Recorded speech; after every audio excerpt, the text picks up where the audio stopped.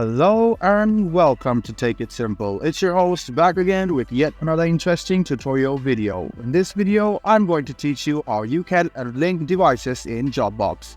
Open the Chrome browser and then search for dropbox.com. Open your Dropbox and go to Settings in your profile. Now, if you go to Security and scroll a bit down, you can see your devices. You can see these devices have been linked. So if you click on Unlink, device which you unclicked or clicked will be unlinked. So let me teach it to you once again. Go to your account section, go to Settings, and then go to the Security section. Tap on the Security.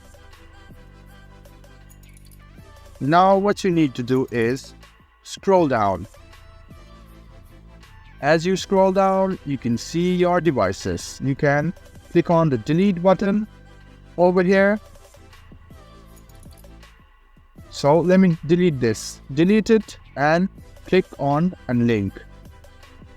After you click on Unlink, this device will be unlinked from your Dropbox. So, this was a video on how you can unlink devices in Dropbox. I hope this video was helpful for you. If you still have any kind of confusion, please do mention this on the comment section down below. Like the video, subscribe to our channel, and do hit the bell button for more.